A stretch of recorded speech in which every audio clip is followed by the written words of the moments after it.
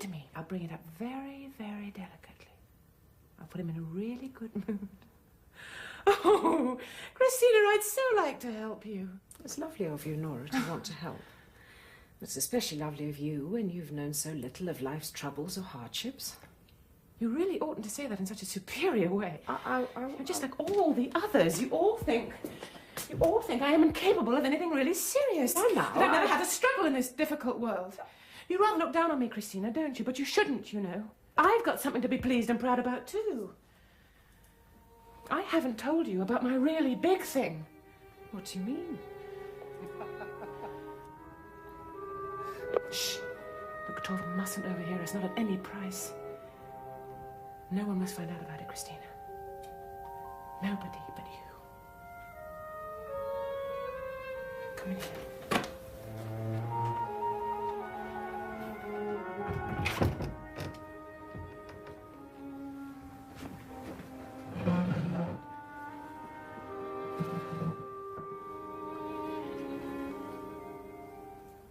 I saved Torvald's life. How?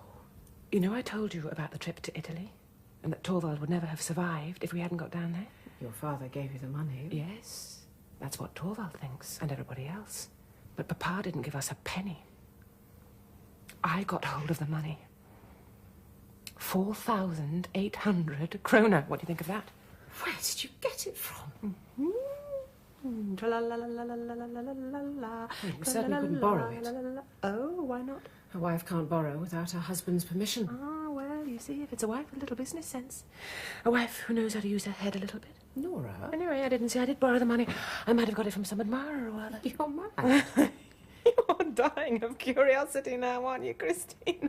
Nora, listen. You haven't done anything rash, have you? Is it rash to save your husband's life? It's rash if you borrowed money without him knowing. No, he hadn't to know. That was the whole point. He wasn't even supposed to know how dangerously ill he was. But didn't your father tell your husband that the money didn't come from him? No, because Papa died at about that time, I'm sorry to say. And did you never tell him? No, how can you think of it? He's so strict about things like that. And besides, Torvald and his masculine pride, you know, it would be very embarrassing for him, humiliating, really, to know that he owed anything to me. No, it would damage our relationship.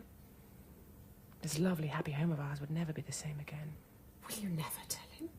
Someday, perhaps. Many years from now, when he's not as taken with me as he is at the moment. When he no longer gets any pleasure out of watching me dance for him and dress up and recite.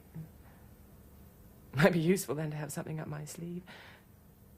No, that time will never come. Well, Christina, what have you got to say to my big secret? Aren't I capable of something? Well, anyway, the whole business has been a great deal of worry to me, I can tell you. It hasn't been at all easy for me to meet my obligations on time.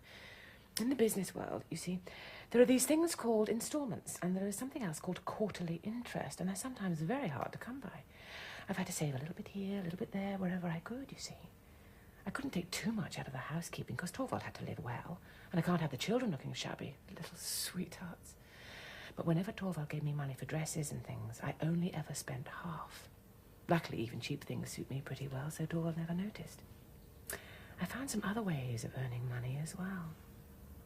Last winter, I was lucky enough to get a lot of copying to do, and so I shut myself away every night, and I sat writing till late into the night.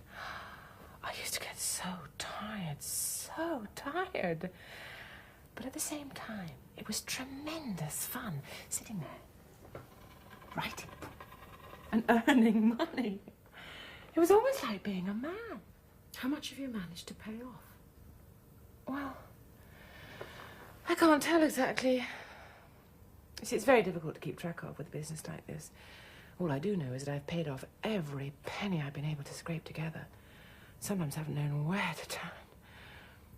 And then I used to imagine that this rich gentleman had fallen in love with me. What gentleman? No, wait. And that now he'd died. And when they opened his will, it said in enormous letters, all my money is to go to the charming Mrs. Nora Helmer, immediately, in cash. Nora, who's this man? It wasn't any old gentleman.